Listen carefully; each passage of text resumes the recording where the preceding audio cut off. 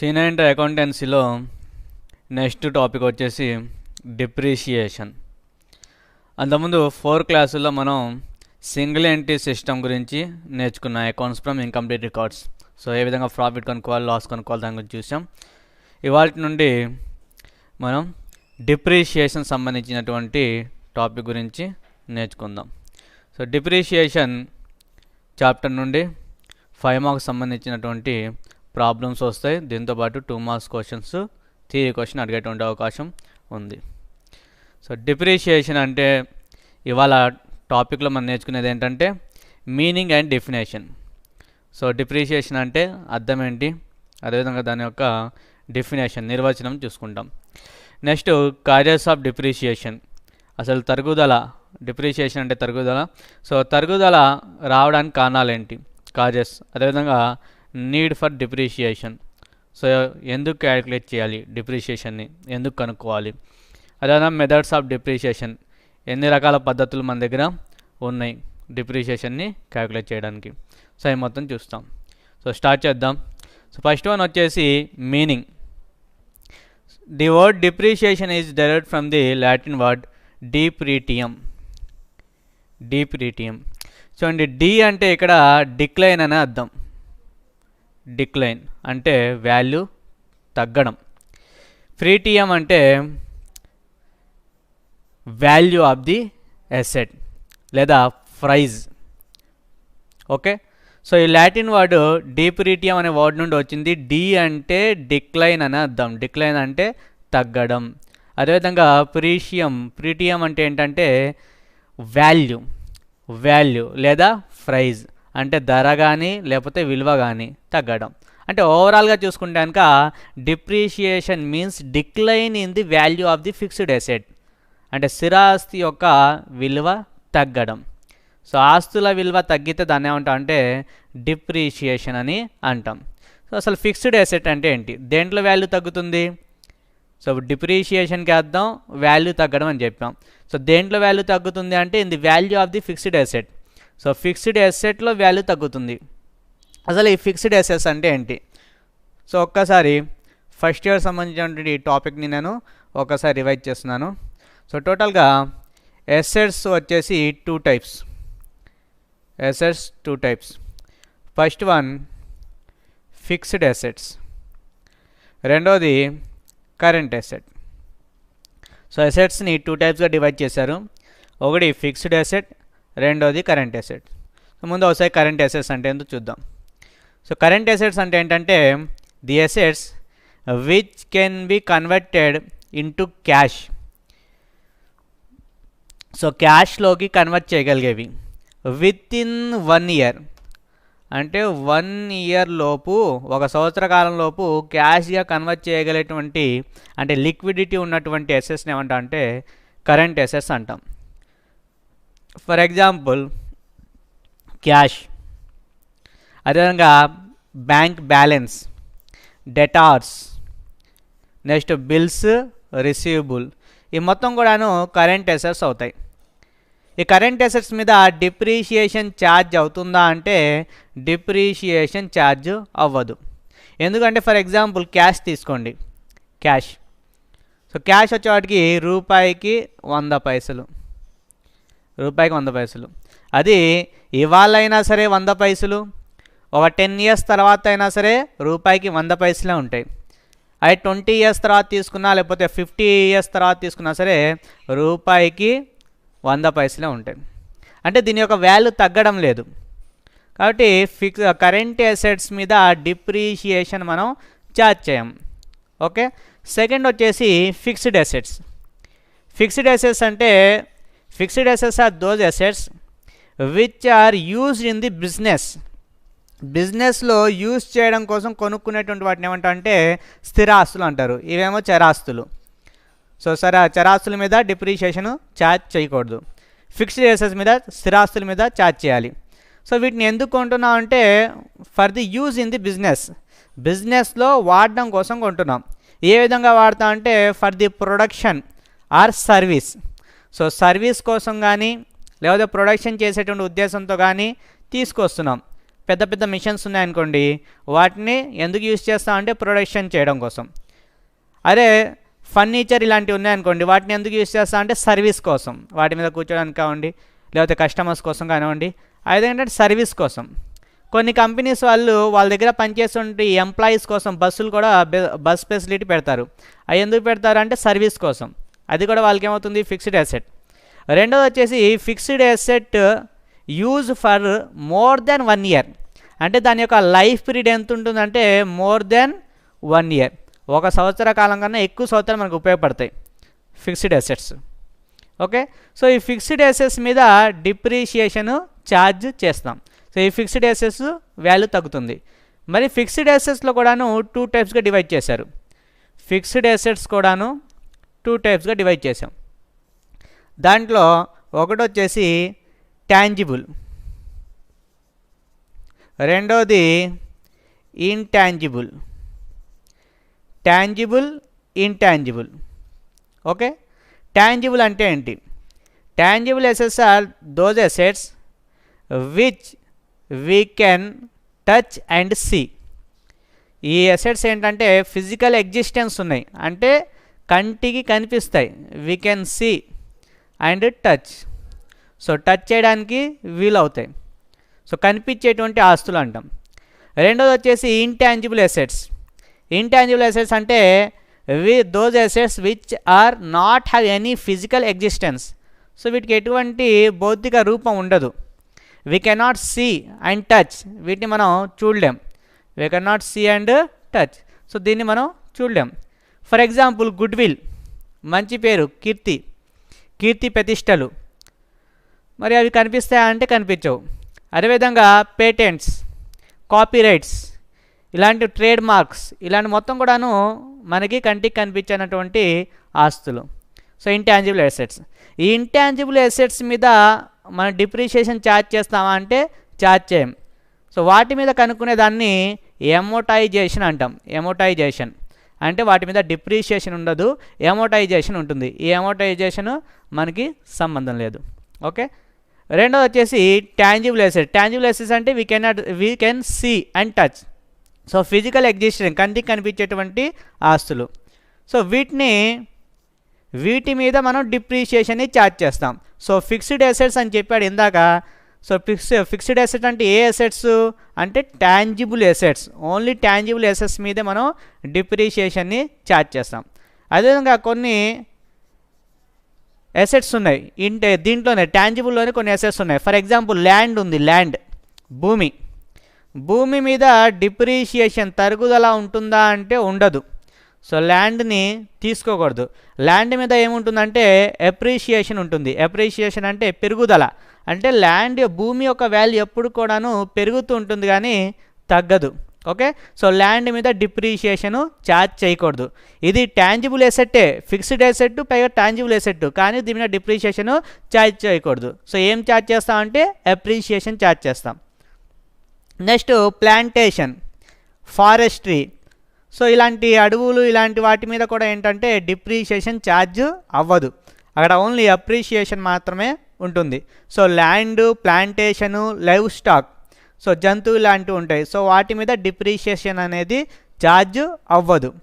అంటే ఎలాంటి వాటిని మనం ఆపేస్తున్నాం అంటే which life period is unlimited, అంటే ఇవి ఇన్ని సంవత్సరాలు మాత్రమే ఉంటాయి అని చెప్పడానికి వీలు లేనటువంటి వాటిని మనం డిప్రిషియేషన్ ఛార్జ్ చేయం.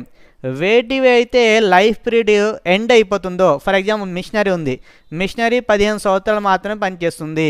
లేదా బిల్డింగ్ కట్టాం, బిల్డింగు 30 సంవత్సరాలు మాత్రమే ఉంటుంది, తర్వాత పడిపోతుంది, దాని క్వాలిటీ తగ్గిపోతుంది. అంటే ఏంటి, వాటికి సరైనటువంటి లైఫ్ పీరియడ్ ఉంది. అంటే 30 years, 20 years, 50 years అని చెప్తున్నాం. ఆ లైఫ్ పీరియడ్ ఉంటే దాని మీద డిప్రిషియేషన్ మనం ఛార్జ్ చేయవచ్చు. కానీ ల్యాండ్కి ఇన్ని రోజులే ఉంటుంది, తర్వాత మాయమైపోతుంది అంటే లేవు. సో ల్యాండ్కి డిప్రిషియేషన్ అనేది ఉండదు. అదేవిధంగా ప్లాంటేషన్ కూడాను డిప్రిషియేషన్ అనేది ఉండదు. ఓకే, సో ఈ మూడింటికి మినహాయింపు, తర్వాత మిగతా అన్నిటికి కూడాను డిప్రిషియేషన్ ఛార్జ్ చేస్తాం. వేటికి ఛార్జ్ చేస్తాం అంటే ఫిక్స్డ్ అసెట్లో ఓన్లీ టాంజిబుల్ అసెట్స్కి మాత్రమే మనం డిప్రిషియేషన్ ఛార్జ్ చేస్తాం. మళ్ళీ ఇంకోసారి వచ్చేయండి, ఇక చూడండి. So depreciation means decline in the value of the fixed asset. So fixed అసెట్లో కూడా ఏ అసెట్ అంటే ట్యాంజిబుల్ ఎసెట్. మరి దాంట్లో ఎజంప్షన్ ఏముంది అంటే ల్యాండ్కి డిప్రిషియేషను ఉండదు, అదేవిధంగా ప్లాంటేషన్ ఫారెస్ట్కి డిప్రిషియేషన్ ఉండదు, అదేవిధంగా లైవ్ స్టాక్కి కూడాను డిప్రిషియేషన్ ఉండదు. ఓకే, సో డిప్రిషియేషన్ దేని మీద ఛార్జ్ చేస్తాం అంటే ఫిక్స్డ్ అసెట్స్ మీదే చేస్తాం. కరెంట్ అసెట్స్కి డిప్రిషియేషన్ ఉండదు, ఫిక్స్డ్ అసెట్స్కి మాత్రమే డిప్రిషియేషన్ ఉంటుంది. వాటిలో కూడా ఇంటాంజిబుల్ అసెట్ అయితే కనుక ఇంటాంజిబుల్ మీద డిప్రిషియేషన్ ఛార్జ్ చేయము. ఇంటాంజిబుల్ మీద ఏమొస్తుంది, ఎమోటైజేషన్ వస్తుంది. ఓకే, సో ట్యాంజిబుల్లో మాత్రమే మనం డిప్రిషియేషన్ని ఛార్జ్ చేస్తాం. ఓకే, సో ఇది డిప్రిషియేషన్ యొక్క meaning. Next definition. So RN Carter అనేటువంటి శాస్త్రవేత్త డిఫినేషన్ ఇచ్చాడు.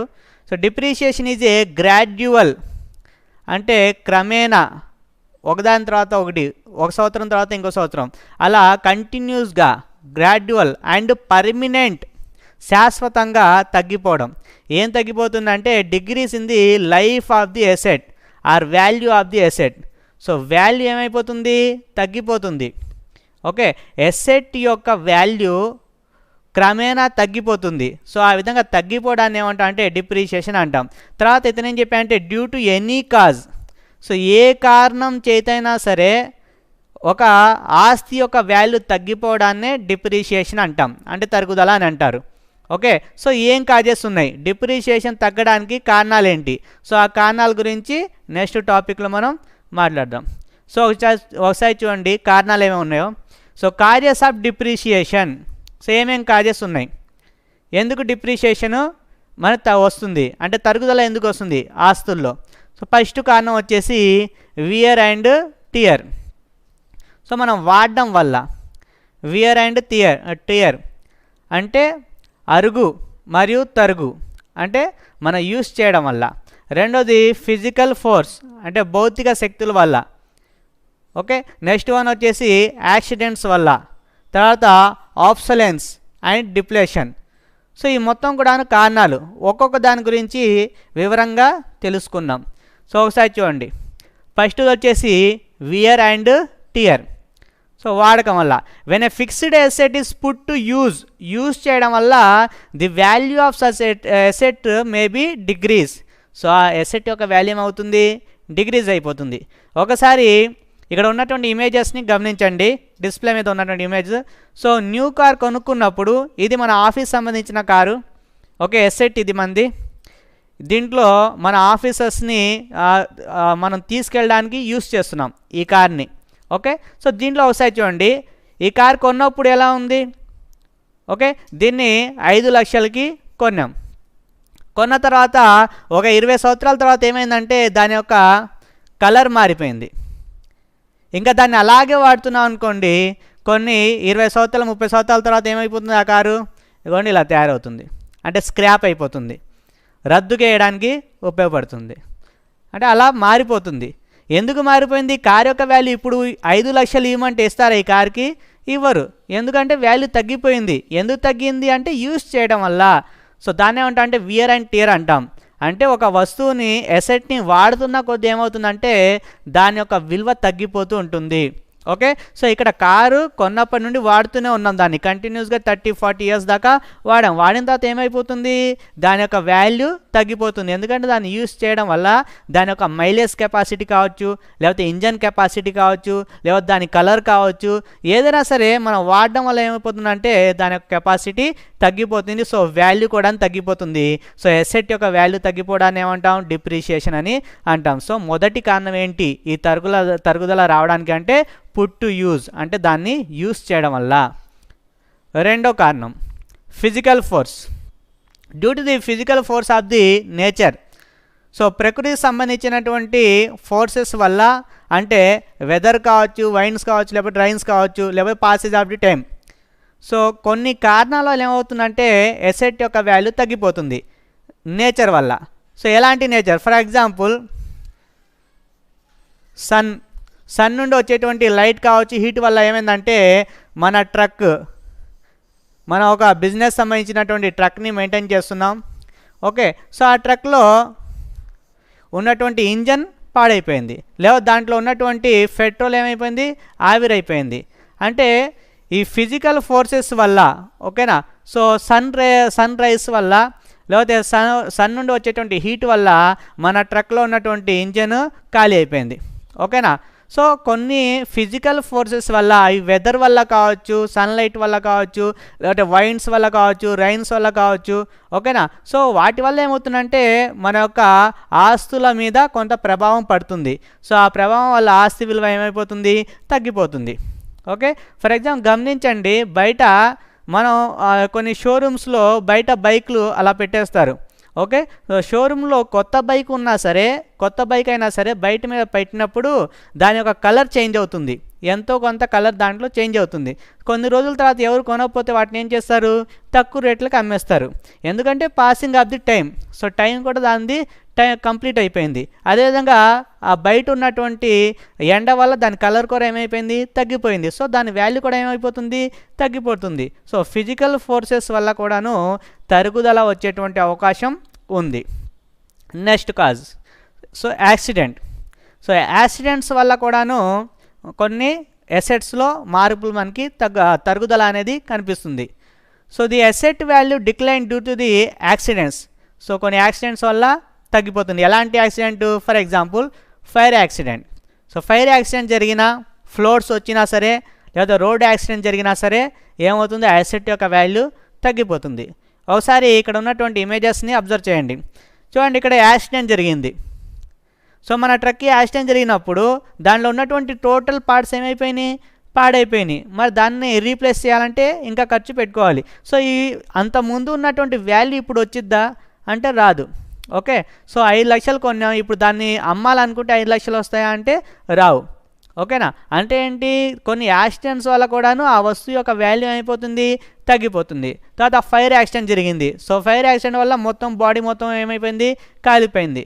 సో దాన్ని ఇక దేనికి పనికి రాకుండా పోయింది. దాన్ని ఏం చేస్తాం, రద్దుకు వేసుకోవడం తప్ప ఇంకా వేరే ఉపయోగం లేదు. అంటే దీంట్లో కూడా ఏమైపోయింది, ఆ 10 లక్షల లారీ మనకి 50,000కి వచ్చేస్తుంది, అంటే స్క్రాప్కి అయిపోయింది. ఓకే. సో ఆ విధంగా నెక్స్ట్ ఫ్లోడ్స్ వచ్చినాయి. సో ఫ్లోడ్స్ వల్ల ఈ వాటర్ మొత్తం కూడా ఇంజన్లో పోయి ఇంజన్ కూడాను కెపాసిటీ తగ్గిపోయింది. అంటే ఏంటంటే ఈ ఫోర్సెస్, యాక్సిడెంట్స్ వల్ల కూడాను ఎసెట్ యొక్క వాల్యూ ఏమైపోతుంది, తగ్గిపోతుంది. సో ఎసెట్ వాల్యూ తగ్గిపోతే డిప్రిషియేషన్ అంటాం. సో దానికి సంబంధించిన కాజ్ ఏంటంటే యాక్సిడెంట్ కూడాను ఒక కాజ్గా తీసుకోవచ్చు. తర్వాత ఆబ్సొలెన్స్. 2 మార్క్స్లో ఎక్కువగా అడుగుతుంటాడు. ఓకే. సో ఆబ్సొలెన్స్ అంటే ఏంటి? Some assets are become outdated due to the technological changes. So technology change అయిపోవడం వల్ల కొన్ని రకాల వస్తువులు అవుట్డేట్ అయిపోతాయి. సో అటువంటి వాటికి కూడాను వాల్యూ తగ్గిపోతుంది. ఫర్ ఎగ్జాంపుల్ ఇక్కడ చూడండి, అంతకుముందు ఒక 5-6 ఇయర్స్ బ్యాక్ చూసుకుంటే కనుక కీప్యాడ్ ఫోన్స్ ఉండేవి. కీప్యాడ్ ఫోన్స్ తర్వాత అవేమైపోయినాయి, ప్రతి వాళ్ళ దగ్గరను టచ్ స్క్రీన్స్ వచ్చేసినాయి. 4G. ఓకే. 4G సంబంధించిన స్క్రీన్స్ వచ్చేసినాయి, టచ్ స్క్రీన్స్ ఫోన్స్ వచ్చేసినాయి. సో ఇప్పుడు దాకా ఈ కంపెనీ తయారు చేసేటువంటి మిషన్ నా దగ్గర ఉండేది. కీప్యాడ్ సంబంధించినటువంటి తయారు చేసే మిషన్ నా దగ్గర ఉండేది. ఇప్పుడు ఈ మిషను, నేను ఈ మిషన్తో టచ్ స్క్రీన్ ఫోన్లు తయారు చేయగలనా? టచ్ స్క్రీన్ ఫోన్లు తయారు చేయగలనా ఈ మిషన్తో అంటే మిషన్తో తయారు చేయలేను. ఎందుకంటే ఈ మిషన్ దేనికి సంబంధించిన మిషన్? ఇది ఓన్లీ కీప్యాడ్ సంబంధించినటువంటి ఫోన్లు మాత్రమే తయారు చేస్తుంది. సో టచ్ స్క్రీన్లు తయారు చేయలేదు. మళ్ళీ టచ్ స్క్రీన్ తయారు చేయాలంటే నేనేం చేయాలి, న్యూ మిషన్ని కొనుక్కోవాలి. ఓకే. సో కొన్ని రకాల టెక్నికల్ చేంజెస్ రావడం వల్ల, టెక్నాలజీలో చేంజెస్ రావడం వల్ల, లేకపోతే న్యూ మెథడ్స్ రావడం వల్ల, లేకపోతే కస్టమర్స్ యొక్క వాంట్స్ మారిపోయినాయి, వాళ్ళ డిమాండ్స్ మారిపోయినాయి. ఓకే. సో ఇలాంటి చేంజెస్ వల్ల మనకున్నటువంటి ఎసెట్ ఏమైపోతుంది అంటే వాల్యూ తగ్గిపోతుంది. ఓకే. సో ఇవాళ నేను మార్కెట్లో సేమ్ ఎసెట్, ఈ కీప్యాడ్ తయారు చేసేటువంటి ఎసెట్ని అమ్మాలంటే ఎవరు కొనడానికి ముందుకు రారు.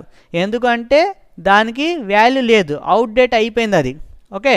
ఒకప్పుడు మరి సిస్టమ్స్ చూసుకుంటే కనుక ఓకే పెద్ద పెద్ద టీవీలాగా వచ్చేవి, తర్వాత ఏమైపోయింది, ఇప్పుడు ఎల్ఈడీలోకి వెళ్ళిపోయినాయి. ఓకే. అంటే ఏంటి, మారిపోయింది. ఓకేనా. అంతకుముందు ఉన్నటువంటి తయారు చేసే కంపెనీ ఇవాళ తీసుకోరు, ఎందుకంటే దాని యొక్క వాల్యూ లేదు, అవుట్డేట్ అయిపోయింది. ఒకవేళ అమ్మాలనుకుంటే ఏమవుతుంది, అంత ధర వచ్చిద్దా, నేను కొన్న వాల్యూ వచ్చిద్దా అంటే రాదు. ఎందుకు రావట్లేదు అంటే దాని మీద డిప్రిషియేషన్ అనేది ఛార్జ్ అయింది, అంటే దాని వాల్యూ తగ్గిపోయింది. ఓకే, సో ఆబ్సొలెన్స్ అనేది కూడా ఒక కారణమే. సో ఎందుకు అంటే దాంట్లో గుర్తుపెట్టుకోవాల్సిన పాయింట్ ఏంటంటే టెక్నాలజీ. సో టెక్నాలజీ చేంజ్ అయిపోవడం వల్ల ఆ ప్రోడక్ట్ ఏమైపోయింది, అవుట్డేట్ అయిపోయింది.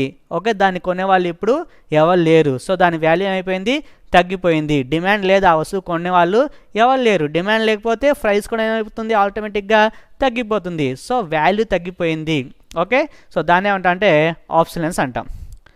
అండ్ లాస్ట్ కాజ్ వచ్చేసి డిప్లేషన్, ఉద్గరణ అంటాం. Some assets like mines, quarries and oil wells. So గనులు కావచ్చు, క్వారీస్ కావచ్చు, అదేవిధంగా నూనె బావులు, ఈ మొత్తం కూడాను మన ప్రకృతికి సంబంధించినటువంటి ఎసెట్స్, న్యాచురల్ ఎసెట్స్ అంటాం వీటిని. సో ఇటువంటి ఎసెట్స్, వీటిలో నుండి మనం ఏం చేస్తున్నాం, extract of the raw material out of them. So వాటిలో నుండి రా మెటీరియల్ని తీసేస్తున్నాం, వెలికి తీసేస్తున్నాం, బయటికి తీసేస్తున్నాం. గనులు ఉన్నాయి, గనుల్లో నుండి ఉన్నటువంటి ఆ మొత్తం బొగ్గుని తీసేస్తే ఆ ఎసెట్ మొత్తం ఏమైపోతుంది, తరిగిపోతుంది. అదేవిధంగా ఆయిల్ వెల్స్ అంటే నూనె బావులు, వాటిలో ఉన్నటువంటి నూనెని తీసేస్తుంటే మళ్ళీ కొత్తగా నూనె రాదు. ఓకే, సో ఎసెట్ ఏమైపోతుంది, వాడుతున్న కొద్దీ, దాన్ని తీసేస్తున్న కొద్దీ, దాంట్లో ఉన్నటువంటి ఖనిజాలని మనం తోడేస్తున్న కొద్దీ తగ్గిపోతుంది దాని వాల్యూ కూడా. ఓకేనా, సో ఒకసారి ఇమేజ్ని గమనించండి. సో ఇక్కడ బొగ్గు గనులు ఉన్నాయి, ఆ బొగ్గు గనుల్ని తవ్వేసి తీసుకెళ్ళిపోతుంటే, ఓకేనా, మళ్ళీ ఇంకా పుడుతుంటాయా అంటే రావు. ఓకేనా, సో అవి మళ్ళీ తయారవ్వాలంటే ఎన్నో లక్షల సంవత్సరాలు పడుతుంది బొగ్గు గనులు తయారవ్వాలంటే. సో ఆ విధంగా మరి మనం తీసేస్తున్న కొద్దీ ఏమవుతుందంటే దాని యొక్క టోటల్ కెపాసిటీ మొత్తం కూడా మనకి తగ్గిపోతూ ఉంటుంది. ఓకే, సో ఆ విధంగా డిప్రిషియేషన్ అనేది వస్తుంది, దాన్ని డిప్లేషన్ అంటాం. అంటే ఇలాంటి మైన్స్ కావచ్చు, క్వారీస్ కావచ్చు, ఆయిల్ వెల్స్ కావచ్చు, దీంట్లో వచ్చేటువంటి తరుగుదల ఉంది చూసారా, సో దాన్ని ఏమంటాం అంటే డిప్లేషన్ అంటాం. ఓకే, సో డిప్లేషన్ వల్ల కూడా ఏమవుతుంది, తగ్గిపోతుంది. దాన్ని తీసేస్తూ ఉంటే ప్రతి సంవత్సరం ఏమవుతుంది, దాంట్లో ఉన్నటువంటి కెపాసిటీ, దాంట్లో ఉన్నటువంటి మొత్తం బొగ్గు కూడాను అయిపోతుంది కొన్ని సంవత్సరాలకి. ఓకే, సో ఇవి మన దగ్గర ఉన్నటువంటి కారణాలు. సో ఈ మొత్తం కూడాను తరుగుదల ఎందుకు వచ్చింది ఏంటి దానికి సంబంధించినటువంటి కారణాలు. 2 మార్క్స్కి ఎక్కువ సార్లు అడిగాడు. ఓకేనా, గుర్తుపెట్టుకోండి. Next, need for the depreciation. Depreciation ఎందుకు ఛార్జ్ చేస్తున్నాం, అసలు ఎందుకు అవసరం ఏంటి, డిప్రిషియేషన్ రాయడానికి అవసరమైంది. ఇప్పుడు దాకా మనం కారణాలు చూసాం, ఎందుకు వస్తుంది అనేది చూసాం. ఇప్పుడు వాటిని పుస్తకాల్లో ఎందుకు రికార్డ్ చేయాలి, పుస్తకాల్లో రికార్డ్ చేయడం వల్ల ఉపయోగం ఏంటి. దానిలో ఫస్ట్ వన్ వచ్చేసి to ascertain the true profit or loss. So profit లాస్ని కనుక్కోవడానికి డిప్రిషియేషన్ అనేది ఛార్జ్ చేయాలి. ఓకే, సో ఎందుకు ఛార్జ్ చేస్తాం చూడండి. ప్రాఫిట్ అండ్ లాస్ ఫస్ట్ ఇయర్లో వేసాం మన account. So profit and loss అకౌంట్లో డెబిట్ సైడ్ ఆఫీస్ సంబంధించిన ఎక్స్పెన్స్ మొత్తం వస్తాయి, అంటే శాలరీస్ కావచ్చు, ప్రింటింగ్ అండ్ స్టేషనరీ కావచ్చు. ఓకే, సో ఇలాంటి ఎక్స్పెన్స్ మొత్తం వేస్తాం. వేసిన తర్వాత క్రెడిట్ సైడ్లో గ్రాస్ ప్రాఫిట్ ఉంటుంది, గ్రాస్ ప్రాఫిట్లో నుండి మొత్తం కూడా ఒక్కొక్క ఐటెం తీసుకుంటూ వెళ్ళిపోతాం. చివరిలో ఏమొస్తుంది, నెట్ ప్రాఫిట్ వస్తుంది. టు నెట్ ప్రాఫిట్ అంటే ఇదేంటిది, లాభం తీసుకెళ్ళిపోయి ఏం చేస్తాం, బ్యాలెన్స్ షీట్లో క్యాపిటల్ ఉంటుంది, క్యాపిటల్కి యాడ్ చేస్తాం, యాడ్ నెట్ ప్రాఫిట్ అని. చూడండి, మరి ఇక్కడ డిప్రిషియేషన్ తీసుకుంటే ఏమవుతుంది, నెట్ ప్రాఫిట్ తగ్గుతుంది. డెబిట్ సైడ్ కనుక మనం డిప్రిషియేషన్ తీసుకుంటే నెట్ ప్రాఫిట్ తగ్గుతుంది. ఓకే, సో డిప్రిషియేషన్ ఎందుకు తీసుకోవాలి అంటే, ఒక ఫ్యాక్టరీ ఉంది, ఆ ఫ్యాక్టరీలో నేను రా మెటీరియల్ పంపిస్తా, రా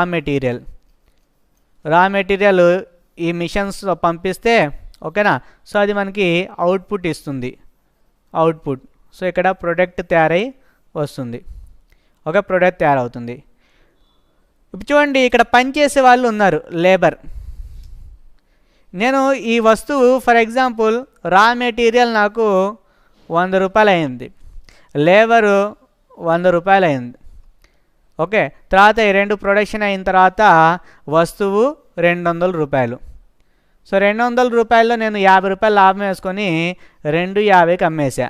సో లాభం ఎంత అంటే 50 రూపాయలు వచ్చింది. సో నిజంగా 50 రూపాయలు లాభమా అంటే కాదు. ఎందుకంటే ఈ ఫ్యాక్టరీ పనిచేస్తున్నాం కదా మిషన్, ఈ మిషన్ సంబంధించిన కాస్ట్ దీంట్లో ఇంకర్ అయిందా?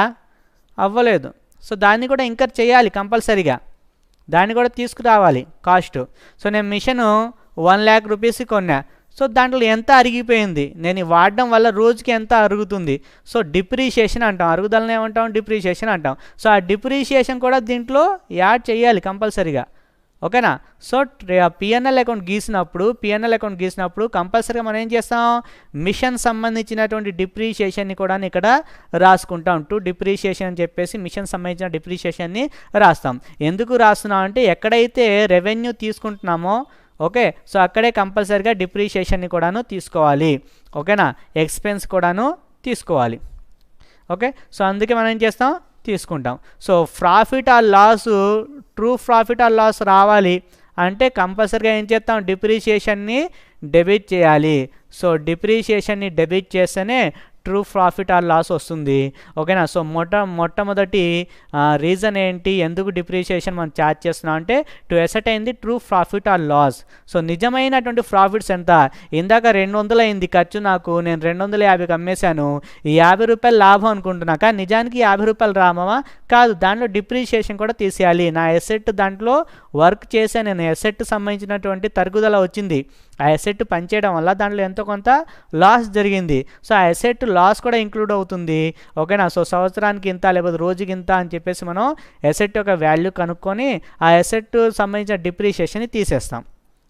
Okay, for example 100 rupees depreciation, 100 rupees cost అనుకోండి, దానిలో 10% అంటే 10 రూపీస్, ఈ 10 రూపీస్ డిప్రిషియేషన్. సో డిప్రిషియేషన్ కూడా లెస్ చేసేస్తే అప్పుడు 40 రూపీస్ వచ్చింది.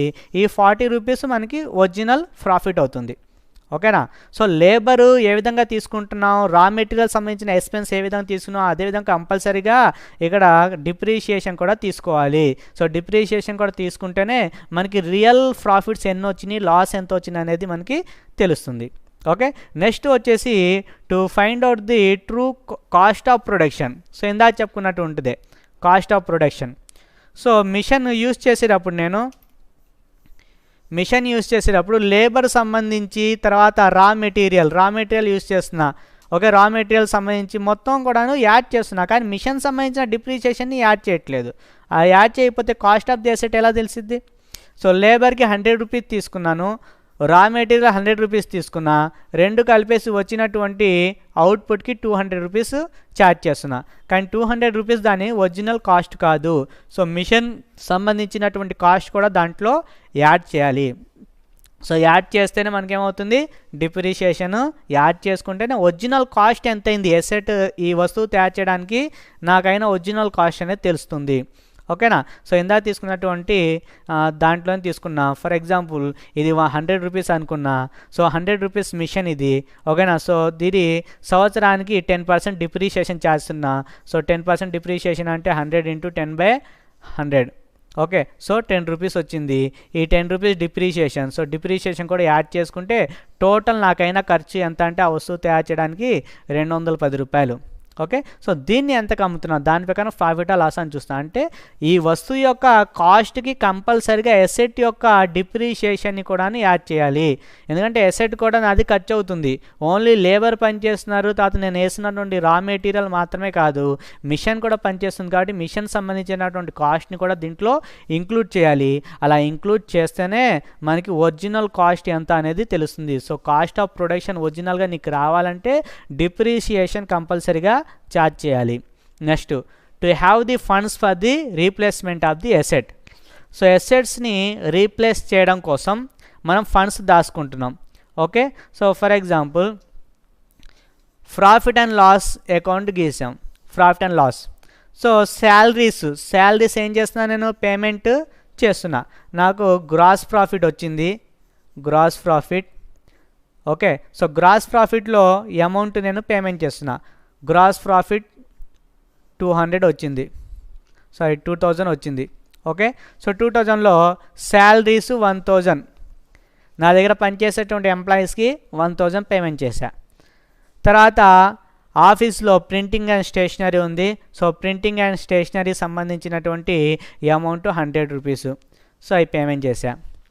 తర్వాత రెంట్ పేమెంట్ చేయాలి. సో రెంట్ సంబంధించినవి 400 రూపీస్. సో 400 రూపీస్ పేమెంట్ చేశా. ఓకేనా. సో 1500 అయింది. లాస్ట్కి నెట్ ప్రాఫిట్ అని చెప్పేసి 1500 రాసుకుంటే ఏమవుతుంది, మన దగ్గర డిప్రిషియేషన్ తీసుకోలేదు కాబట్టి ఇది రాంగ్ అవుతుంది. ఓకేనా. సో డిప్రిషియేషన్ కూడా తీసుకోవాలి కాబట్టి డిప్రిషియేషన్ తీసుకుంటున్నా. డిప్రిషియేషన్ 200 వచ్చింది అనుకోండి సుమారు. సో 200 తీసుకున్నా, 300 ప్రాఫిట్ మిగిలింది. ఈ 300 ప్రాఫిట్ని నేను క్యాపిటల్ అకౌంట్కి ట్రాన్స్ఫర్ చేస్తా. ఇప్పుడు చూడండి, శాలరీస్ 1000 నేను పేమెంట్ చేశానా చేయలేదా ఎంప్లాయీకి? సో పేమెంట్ చేశా, అంటే డబ్బులు బయటికి వెళ్ళిపోయినాయి. తర్వాత ప్రింటింగ్ అండ్ స్టేషనరీ, దానికి సంబంధించిన స్టేషనరీ వాటికి కొనుక్కోవడానికి 100 రూపాయలు పేమెంట్ చేశా, అంటే ఈ డబ్బులు కూడా బయటికి వెళ్ళిపోయినాయి. తర్వాత రెంట్ పేమెంట్ చేశా. సో రెంట్ కూడాను బయటికి వెళ్ళిపోయింది, అంటే ఈ మొత్తం ఏంటి, డబ్బులు పేమెంట్ చేశాను నేను. కానీ డిప్రిషియేషన్ డబ్బులు ఎవరికైనా ఇచ్చానా, పేమెంట్ చేశానా? నా దగ్గర వచ్చిన 2000 ఉన్నాయి, 2000లో 1000 రూపాయలు శాలరీ ఎంప్లాయీకి ఇచ్చేసాను. తర్వాత ప్రింటింగ్ అండ్ స్టేషనరీ సంబంధించింది ఇచ్చేసాను అమౌంట్, రెంట్ కూడాను ఇచ్చేసాను. ఇప్పుడు డిప్రిషియేషన్ అని చెప్పి రాసా. ఈ డిప్రిషియేషన్ 200 ఎవరికైనా ఇచ్చానా నేను అంటే ఇవ్వలేదు, ఎందుకంటే డిప్రిషియేషన్ అనేది నాన్ క్యాష్ ఎక్స్పెన్స్ అంటే అర్థం ఏంటంటే డబ్బులు పేమెంట్ చేయము. అదే శాలరీస్ అనుకోండి క్యాష్ ఎక్స్పెన్స్, అంటే డబ్బులు పేమెంట్ చేస్తున్నాం, ఒక పర్సన్కి శాలరీ ఇస్తున్నాం అంటే అతను తీసుకున్న డబ్బులు బయటికి వెళ్ళిపోతున్నాయి. కానీ ఇక్కడ డిప్రిషియేషన్ వల్ల డబ్బులు బయటికి వెళ్ళలేదు. కానీ మనం ఇక్కడ రాసిన 200 మళ్ళీ ఏమైనాయి అంటే, సో ఈ విధంగా ప్రతి సంవత్సరం కూడా ఏం చేస్తామంటే 200 అలా చెప్పి దాస్తూ కొన్ని రోజుల తర్వాత ఆ ఎసెట్ యొక్క వాల్యూ అయిపోయిన తర్వాత దాన్ని ఏం చేస్తామంటే రీప్లేస్ చేస్తాం. ఇందాక చెప్పినటువంటి మిషనరీ 100 రూపాయలు అని చెప్పాను నేను ఇందాక చెప్పినటువంటి ఎగ్జాంపుల్లో. సో మిషనరీ 100 రూపీస్ అని చెప్పా. సో 100 రూపీస్కి ఫస్ట్ ఇయర్ ఎంత 10 రూపీస్ ఛార్జ్ చేశా. 10 రూపీస్ నేను చేసిన ప్రాఫిట్ అండ్ లాస్ అకౌంట్లో దాచుకుంటున్నాను. డిప్రిషియేషన్ అని చెప్పేసి 10 రూపాయలు పక్కకు తీస్తున్నా. ఓకేనా. ఈ డబ్బులు ఎవరికైనా ఇచ్చానా, ఇవ్వలేదు, నా దగ్గరే దాచుకున్నా. సో ఆఫీస్లోనే దాచాం, మన బిజినెస్లోనే దాచాం. ఓకే. సో డిప్రిషియేషన్ చెప్పి 10 రూపాయలు దాచా. ఇది ఫస్ట్ సంవత్సరం. రెండో సంవత్సరం ఏం చేస్తాను, మళ్ళీ డిప్రిషియేషన్ అని చెప్పేసి 10 రూపాయలు దాచుకుంటున్నా. తర్వాత మూడో సంవత్సరం కూడా ఏం చేస్తాను, అలా 3, 4, 5, 6 అలా 10 సంవత్సరాల తర్వాత డిప్రిషియేషన్ అని చెప్పేసి 10 రూపాయలు దాస్తా. ఇప్పుడు 10 సంవత్సరాలు ఈ 10 రూపాయలు చొప్పున ఎంత వచ్చినాయి, 100 రూపాయలు వచ్చినాయి. మరి 100 రూపాయలు మిషనరీ క్యాన్సిల్ అయిపోయినట్టే కదా, 100 రూపాయల డబ్బులు మనకి వచ్చేసినట్టే. సో ఈ మిషన్ యొక్క వాల్యూ 0 అయిపోయింది. కాబట్టి ఏం చేస్తాం, ఈ మిషన్ని తీసేసి ఈ 100 రూపాయలతో కొత్త మిషన్ని కొనుక్కొని వస్తాం. అదవుతుందా, అంటే పాత మిషన్లో జరుగుతున్నటువంటి లాస్ని ఏం చేస్తున్నాం, మనం కొంచెం దాచుకుంటున్నాం. అంటే లాస్ వస్తుంది, నా మిషన్ వాల్యూ అయిపోతుంది. డిప్రిషియేషన్ అంటే వాల్యూ తగ్గిపోవడమే కదా. సో వాల్యూ అయిపోతుంది కాబట్టి ఏం చేస్తున్నా అంటే నేను ఇక్కడ దాచుకుంటున్నా. సో దాచుకుని ఏం చేస్తా, ఎప్పుడైతే ఈ మిషన్ యొక్క వాల్యూ 0 అయిపోతుందో, అంటే ఫస్ట్ ఇయర్ 100 రూపాయలు దానికి వాడినందుకు ఏం చేసా, 10 రూపాయలు తగ్గిపోయిందని చెప్పి తగ్గించేసా, 90 రూపాయలు అయింది. మళ్ళీ రెండో సంవత్సరం ఏం చేసా, మళ్ళీ 10 రూపాయలు తగ్గిందని చెప్పి 10 రూపాయలు తగ్గించేసా. సో 80 అయింది. అలా 10 సంవత్సరాల తర్వాత ఏమైంది, 10లోని 10 తీసేస్తే 0 అయిపోయింది. ఓకే. సో ఎసెట్ యొక్క వాల్యూ 0 అయిపోయింది. అదేవిధంగా ఈ 10 రూపాయలు నేను దాచాను కదా ప్రతి సంవత్సరం కూడాను లాభాల్లో నుండి కొంత పార్ట్ని. సో అవి నాకు 100 రూపాయలు అయిపోయినాయి. ఇప్పుడు ఈ 100 రూపాయలతో కొత్త మిషన్ని కొనుక్కుంటా నేను. ఓకేనా. సో ఇక్కడ PNL account, profit and loss అకౌంట్లో వచ్చినటువంటి అమౌంట్ని డిప్రిషియేషన్ అని చెప్పి ఏం చేస్తున్నా, నేను డబ్బుల్ని పక్కన దాచుకుంటున్నా. సో ఆ డబ్బులతో ఏం చేస్తా అంటే రీప్లేస్మెంట్ ఆఫ్ ది ఎసెట్. ఆ ఎసెట్ వాల్యూ 0 అయిపోయిన తర్వాత ఆ డబ్బుల్ని తీసుకొని కొత్త ఎసెట్ని కొనుక్కుంటా. ఓకే. సో కొత్త ఎసెట్ని కొనుక్కుంటాను కాబట్టి నాకు ఈ అమౌంట్ సరిపోతాయి. అంటే వేరే దాని మీద ఆధారపడకుండా ఇప్పుడు ఇప్పుడు నేను 100 రూపాయలు చెప్పా, కానీ పెద్ద ఫ్యాక్టరీస్లో ఒక్కొక్క మిషన్ 1 కోటి రూపాయలు సంబంధించి ఉంటాయి. ఓకే. సో 1 కోటి రూపాయలు సంబంధించిన మిషను వాడుతున్న కొద్దీ దాని యొక్క డిప్రిషియేషన్ తగ్గిపోతూ ఉంటుంది. కొన్ని రోజుల తర్వాత ఆ మిషను పాడైపోయింది. మరి పాడైపోయినప్పుడు ఒకేసారి కోట్ల రూపాయలు తీసుకురావాలంటే కుదరదు. అందుకే అందరు ఏం చేస్తారు కంపల్సరీగా అంటే వాటి కోసం డబ్బుల్ని డిప్రిషియేషన్ దాస్తూ ఉంటారు. డిప్రిషియేషన్ అని చెప్పేసి ఈ అమౌంట్ని దాస్తూ ఎప్పుడైతే 1 కోటి రూపాయలు అవుతాయో అప్పుడు ఈ పాత మిషన్ని అమ్మేసి కొత్త మిషన్ కొనుక్కుంటారు. ఓకే. సో పెద్ద పెద్ద కంపెనీ వాళ్ళు చేసేది ఏంటంటే సేమ్ ఇలాగే ప్రొవిజన్ ఫర్ డిప్రిషియేషన్ లేకపోతే ఫండ్స్ ఏం చేస్తారంటే దాస్తూ ఉంటారు. సో వచ్చేటువంటి లాభాలు ప్రాఫిట్ అండ్ లాస్లో వచ్చినటువంటి లాభాలు మొత్తాన్ని కూడాను వాడేసుకోకుండా వాటిలో డిప్రిషియేషన్ అని చెప్పేసి తరుగుదల అని చెప్పేసి మిషన్ సంబంధించి కొంత అమౌంట్ని పక్కన తీసి దాస్తూ ఉంటారు. ఎప్పుడు దాస్తారంటే ఈ పాత అసెట్ యొక్క వాల్యూ అయిపోయే వరకు, ఈ 1,00,000 కోటి రూపాయలు ఎంతైతే వాల్యూ ఉందో ఆ కోటి రూపాయలు కూడా అయిపోయే వరకు ఈ అమౌంట్ దాచుకుంటారు. డిప్రిషియేషన్ కడుతూ ఉంటారు దాని మీద. ఆ డిప్రిషియేషన్ అయిపోయిన తర్వాత ఇలా కోటి రూపాయలు అయిపోయింది అనుకోండి, దీన్ని అమ్మేస్తారు.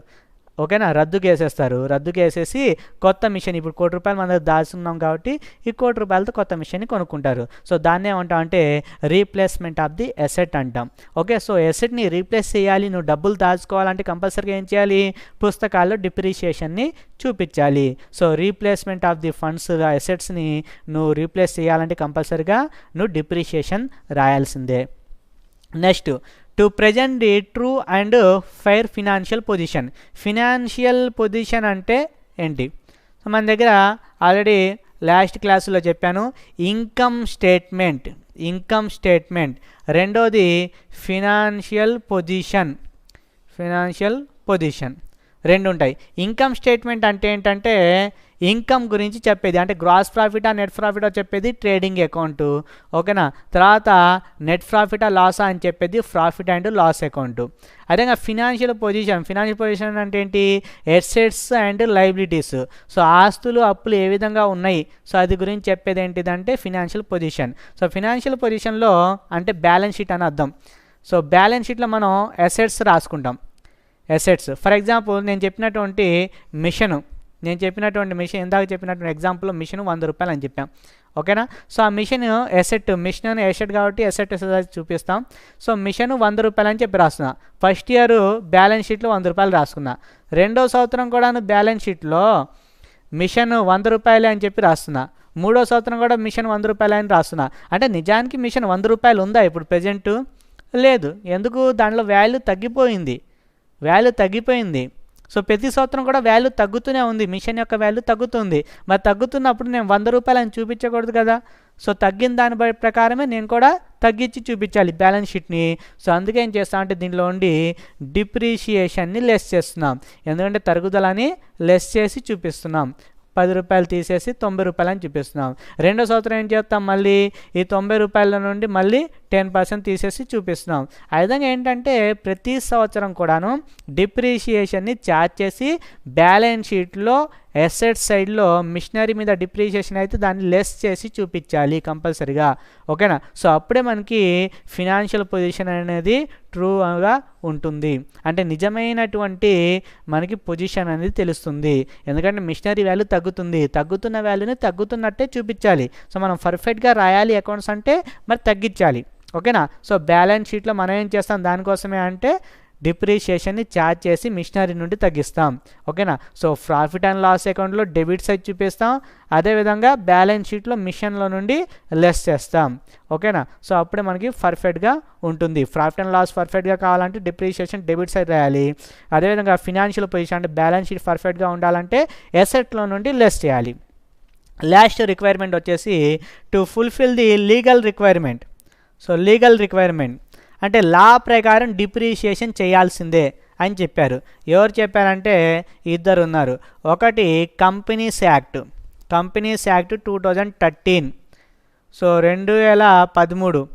ఓకే, కంపెనీస్ యాక్ట్ కంపెనీ చట్టం ప్రకారం కంపెనీ వాళ్ళు ఏం చెప్తున్నారంటే ఫిక్స్డ్ అసెట్స్ మీద డిప్రిషియేషన్ కంపల్సరీగా ఛార్జ్ చేయాలి.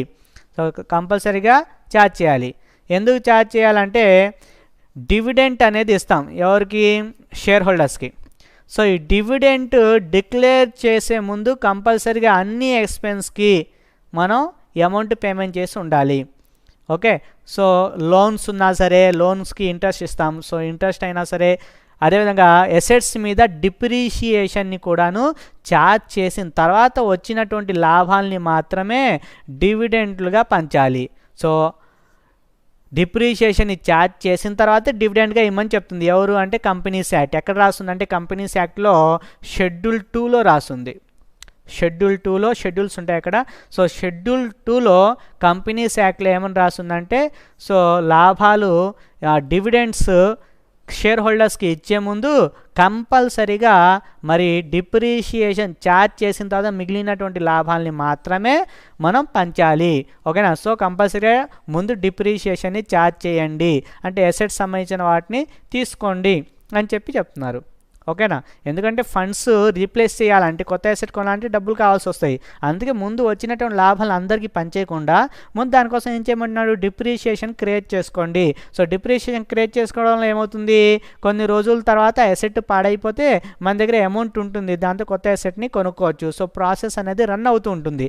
అదే మన దగ్గర అసెట్ వాల్యూ అయిపోయింది అనుకోండి, మన దగ్గర డబ్బులు లేవనుకోండి, మన అసెట్ని మనం పర్చేజ్ చేయలేని పరిస్థితి ఉందనుకోండి, అప్పుడు మనం మొత్తం అకౌంట్స్ ఈ కంపెనీ మొత్తాన్ని కూడా మూసివేయాల్సి వస్తుంది. ఓకేనా? సో కంపెనీ దివాలా తీసేటువంటి అవకాశం ఉంది. అందుకే కంపెనీస్ యాక్ట్ ఏమని చెప్పిందంటే షెడ్యూల్ 2లో మరి డిప్రిషియేషన్ కంపల్సరిగా ఛార్జ్ చేయండి. ఓకేనా? సో డిప్రిషియేషన్ ఛార్జ్ చేయడం వల్ల మీ దగ్గర అమౌంట్ ఎంతో కొంత సేవ్ అవుతూ ఉంటుంది ఆ మిషన్ సంబంధించి. సో కొన్ని రోజుల తర్వాత కొత్త మిషన్ కొనుక్కోవడానికి మీ దగ్గర అమౌంట్ ఉంటాయి అని చెప్తుంది. ఓకేనా? సో అందుకే డిప్రిషియేషన్ లా ప్రకారం అంటే కంపెనీస్ యాక్ట్లో రాసుంది. ఎవరైతే డిప్రిషియేషన్ని ప్రొవైడ్ చేయరో కంపెనీస్, వాళ్ళు చట్టరీత్యా నేరస్తులు అవుతారు. సో అందుకే కంపెనీస్ యాక్ట్ ప్రకారం షెడ్యూల్ 2 ప్రకారం చూసుకుంటే కనుక depreciation is compulsory before declaration of the dividends. So dividends ఇచ్చే ముందు డిప్రిషియేషన్ ఛార్జ్ చేసిన తర్వాతే ఉన్నటువంటి ప్రాఫిట్స్ని పంచమని చెప్తుంది. రెండో లా ఏదంటే accounting standard 10. Accounting standard 10. So accounting standard 10 కూడా ఏం చెప్తుందంటే ఫిక్స్డ్ అసెట్స్ మీద డిప్రిషియేషన్ ఛార్జ్ చేయాలి అని చెప్తుంది. సో ఈ రెండు లాస్ కూడాను మరి డిప్రిషియేషన్ ఛార్జ్ చేయండి అని చెప్తున్నారు. సో ఈ కారణాల వల్ల మనం ఏం చేస్తామంటే డిప్రిషియేషన్ కంపల్సరీగా పుస్తకాల్లో చూపిస్తున్నాం. ఒకటి ప్రాఫిట్ అండ్ లాస్ పర్ఫెక్ట్గా ఉండాలంటే మనం ఏం చేయాలంటే పుస్తకాల్లో చూపించాల్సిందే డిప్రిషియేషన్. ఏ విధంగా చూపిస్తామంటే పిఎన్ఎల్ అకౌంట్లో డెబిట్ సైడ్ రాస్తాం. సో డెబిట్ సైడ్ చూపిస్తాం. రెండోది వచ్చేసి to ascertain the cost of the production. So ఏ విధంగా లేబరు, రా మెటీరియల్ ఏ విధంగా అయితే నువ్వు తీసుకుంటున్నావో కాస్ట్లో, ఓకేనా, అదేవిధంగా డిప్రిషియేషన్ని కూడా నువ్వు కాస్ట్లో తీసుకోవాల్సిందే. అప్పుడే నీ కాస్ట్ ఎంత అయిందనేది పర్ఫెక్ట్గా తెలుస్తుంది. సో నువ్వు డిప్రిషియేషన్ రికార్డ్ చేయమని చెప్తున్నారు. తర్వాత మూడోది వచ్చేసి ఫండ్స్ రీప్లేస్మెంట్ కోసం, అంటే డబ్బుల్ని దాచుకోవడం కోసం డిప్రిషియేషన్ ఛార్జ్ చేయమని చెప్తున్నారు. తర్వాత ఫినాన్షియల్ పొజిషన్ పర్ఫెక్ట్గా ఉండాలంటే బ్యాలెన్స్ షీట్లో నువ్వు కంపల్సరీగా ఎస్ఎస్లో ఉండి డిప్రిషియేషన్ తీసేయాల్సిందే. సో డిప్రిషియేషన్ గురించి ఛార్జ్ చేయమని చెప్తున్నారు. తర్వాత లా ప్రకారం అంటే కంపెనీస్ యాక్ట్ 2013లో రాస్తుంది. అదేవిధంగా అకౌంటింగ్ స్టాండర్డ్ 10లో కూడా ఏమని రాస్తుంది అంటే నువ్వు డిప్రిషియేషన్ ఛార్జ్ చేయాల్సిందే అని రాస్తున్నాయి. సో ఈ మొత్తం కూడా నీడ్ అనమాట. అంటే వీటి వల్ల మనం కంపల్సరీగా డిప్రిషియేషన్ని ఛార్జ్ చేస్తున్నాం. Okay, next one. So methods of depreciation. ఎన్ని మెథడ్స్ ఉన్నాయి డిప్రిషియేషన్లో? టోటల్గా డిప్రిషియేషన్ ఛార్జ్ ఎందుకు ముందు కారణాలు చూసాం, ఎందుకు తరుగుదల వస్తుందనేది. తర్వాత ఎందుకు ఏ విధంగా చేయాలి డిప్రిషియేషన్ ఛార్జ్ చేసినప్పుడు, మరి అసలు ఎందుకు ఛార్జ్ చేస్తున్నాం, ఓకేనా, రీజన్స్ చూసాం. తర్వాత ఇప్పుడు వచ్చేసి మెథడ్స్, ఏ విధంగా ఛార్జ్ చేయాలి, ఎన్ని మెథడ్స్ ఉన్నాయి, ఎన్ని పద్ధతులు ఉన్నాయి. దానిలో చూసుకుంటే ఫస్ట్ వన్ వచ్చేసి straight line method. Straight line method. రెండవది reducing balance method. 3 machine hour rate method. తర్వాత ప్రొడక్షన్ యూనిట్ మెథడ్, దీన్ని డిప్లేషన్ మెథడ్ అంటారు. తర్వాత 5వది యాన్యుటీ మెథడ్. 6వది సమ్ ఆఫ్ డిజిట్ మెథడ్. వీటిలో మనం నేర్చుకునేవి ఈ 2 మెథడ్స్ మాత్రమే. అంటే straight line method, reducing balance method మాత్రమే మనకు వస్తాయి. సో వీటిని ఈ విధంగా డివైడ్ చేయవచ్చు. సో మెథడ్స్ వచ్చేసి on the base of years, అంటే సంవత్సరాన్ని ఆధారంగా తీసుకొని డివైడ్ చేశాక, సో ఫస్ట్ వన్ వచ్చేసి straight line method, reducing balance method and some of digit method. So ఈ 3 కూడాను ఇయర్స్ సంబంధించినటువంటి డిప్రిషియేషన్, అంటే సంవత్సరానికి తరుగుదల ఎంత వచ్చింది దాని గురించి చెప్పేటువంటి methods straight line method and reducing balance method. తర్వాత ఎంత సంవత్సరానికి ఎంత, ఇప్పుడు ఇదేంటిది సంవత్సరానికి ఎంత తగ్గింది దాని గురించి చూసేటువంటి మెథడ్స్. తర్వాత ఎన్ని యూనిట్స్ని ప్రొడక్షన్ చేసాం, ఎన్ని యూనిట్స్ ప్రొడక్షన్ చేసాం అంటే యూనిట్స్ మీద కొన్ని అసెట్స్ ఉంటాయి. కొన్ని అసెట్స్ ఎలాంటివి అంటే ఇవి ఇన్ని యూనిట్స్ తీస్తాం. అంటే ఇందాక మనం చెప్పాం ఏవి, ఆయిల్ వెల్ ఉంది, ఆయిల్ వెల్ అంటే నూనె బావి. సో దీంట్లో ఆయిల్ వెల్లో ఎన్ని లీటర్ల పెట్రోల్ వస్తుంది, లేకపోతే ఎన్ని లీటర్ల ఆయిల్ వస్తుంది. సో దాని ప్రకారం మనం ఏం చేస్తున్నాం, యూనిట్ వైజ్గా చూసుకుంటున్నాం ఎన్ని లీటర్లు వస్తున్నాయి. ఓకేనా. అదేవిధంగా మనకి గనులు ఉన్నాయనుకోండి, మైన్స్, దాంట్లో ఎన్ని టన్నుల మనకి బొగ్గు వచ్చింది, ఎన్ని టన్నులు వచ్చినాయి. సో ఆ విధంగా ఏంటంటే యూనిట్స్ ప్రకారం చూస్తూ ఉంటాం. సో అటువంటి దగ్గర మనం యూజ్ చేసేటువంటి డిప్రిషియేషన్ మెథడ్ ఏంటంటే డిప్లేషన్ మెథడ్, అంటే ప్రొడక్షన్ ఆఫ్ యూనిట్ మెథడ్. ఎన్ని యూనిట్స్ మనకు వచ్చినాయి, ఓకే, ఇంకా ఎన్ని యూనిట్స్ వస్తాయి, సో దానికి సంబంధించి దాంట్లో చూసుకుంటాం. ఓకేనా. తర్వాత అదర్ మెథడ్స్లో యాన్యుటీ మెథడ్, అదర్ మెథడ్ ఇది. తర్వాత ఎన్ని అవర్స్ మన మిషన్ పనిచేసింది. కొన్ని మిషన్స్ అవర్స్ ప్రకారం పనిచేస్తాయి, కొన్ని మిషన్స్ ఇయర్స్ ప్రకారం పనిచేస్తాయి, ఎన్ని సంవత్సరాలు పనిచేస్తాయి, సంవత్సరం మీద ఆధారపడితే మనం straight line method, reducing balance method use చేస్తాం. ఓకే. అలా కాకుండా కొన్ని మిషన్స్ ఇన్ని గంటలు పనిచేస్తుందని ఉంటుంది, అంటే 200 గంటలు పనిచేస్తుంది, లేకపోతే 2000 గంటలు పనిచేస్తుంది. ఆయన గంటల లెక్కన దాని యొక్క డిప్రిషియేషన్ ఛార్జ్ అవుతుంది, దాని వాల్యూ తగ్గుతుంటుంది. ఇప్పుడు 2 గంటలు 3 గంటలు పనిచేసింది అనుకోండి, సో దాని వాల్యూ ఎంతో కొంత తగ్గి ఉంటుంది. సో దాన్ని కనుక్కునేటువంటి పద్ధతి మెషిన్ అవర్ రేట్ మెథడ్ అంటాం. ఓకే. సో ఈ విధంగా మనం ఏం చేసామంటే మెథడ్స్ని డివైడ్ చేసాం. Okay, right.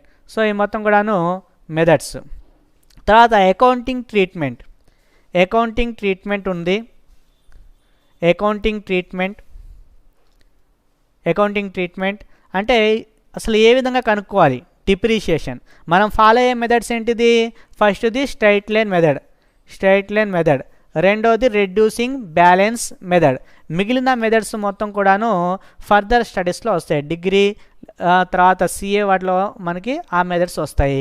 ఓకేనా. సో మనం ఇక్కడ ఇంటర్మీడియట్లో నేర్చుకునే మెథడ్స్ ఏంటంటే ఎస్ఎల్ఎం అంటే స్ట్రైట్ లైన్ మెథడ్, తర్వాత రెడ్యూసింగ్ బ్యాలెన్స్ మెథడ్, ఈ 2 మెథడ్స్ని నేర్చుకుంటాం. సో ఈ 2 మెథడ్స్లో కూడాను చేసేటప్పుడు మనం అకౌంటింగ్ ట్రీట్మెంట్ ఉంటుంది. ఆ ట్రీట్మెంట్లో కొన్ని పాయింట్స్ ఉన్నాయి, ఆ పాయింట్స్ని మనం గుర్తుపెట్టుకోవాలి. సో ఫస్ట్ పాయింట్ వచ్చేసి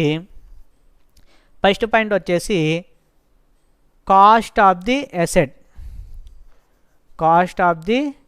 అసెట్. సో అసెట్స్ యొక్క కాస్ట్. ఫర్ ఎగ్జాంపుల్ నేను ఒక మిషన్ని కొనుక్కున్నా, మిషన్ యొక్క వాల్యూ 1,00,000 రూపాయలు, మిషన్ యొక్క వాల్యూ 1,00,000. ఈ మిషను నేను ఎక్కడ కొనుక్కున్నాను, ఒక పెద్ద ఇండస్ట్రీలో కొనుక్కున్నా, నా ఫ్యాక్టరీలోకి తీసుకురావాలి. మరి నా ఫ్యాక్టరీ అక్కడ పెద్ద ఫ్యాక్టరీ నుండి కొనుక్కున్న తర్వాత అది తీసుకురావాలంటే నాకు ఎంతో కొంత ఖర్చు అయింది కదా, ట్రాన్స్పోర్టేషన్ అవుతుంది. సో ఒక ట్రక్లో తీసుకురావాల్సి వస్తుంది. ఓకే. సో ట్రక్లో ఆ మిషన్ని వేసుకొని తీసుకురావాలి.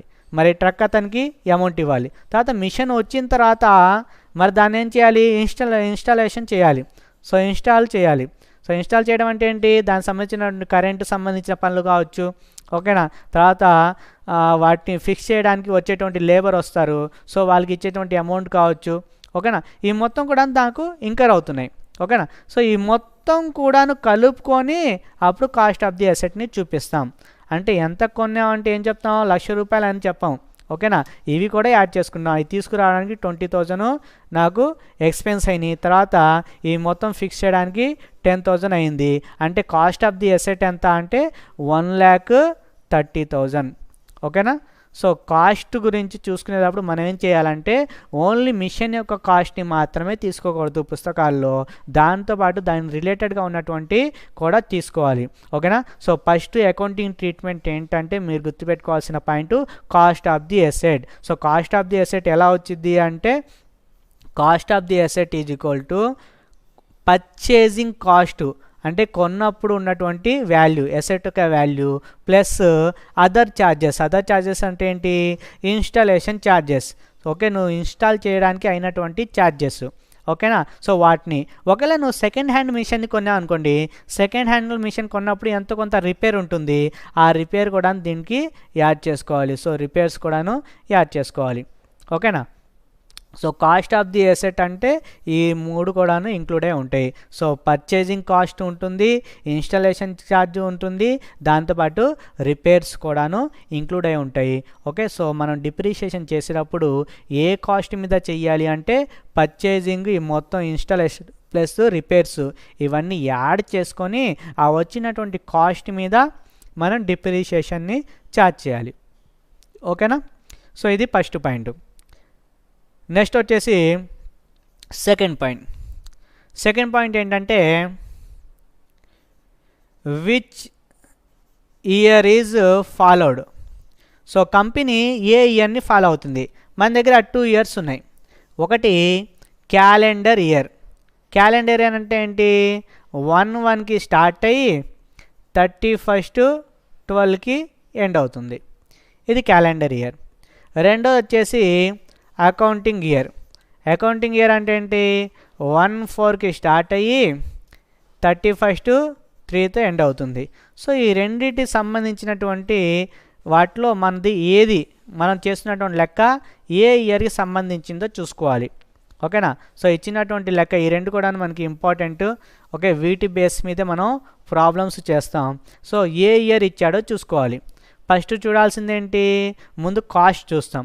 కాస్ట్ ఏమేమి ఉన్నాయి. రెండోది వచ్చేసి అతను ఏ ఇయర్ ఫాలో అవుతున్నాడో చూస్తాం. ఓకేనా? తర్వాత మూడో పాయింట్ డిప్రిషియేషన్. సో తరుగుదలని ఏ విధంగా క్యాల్కులేషన్ చేయాలి? డిప్రిషియేషన్. సో దాంట్లో పర్చేజ్ డేట్ ఎప్పుడు కొనుక్కున్నాడో చూడాలి. For example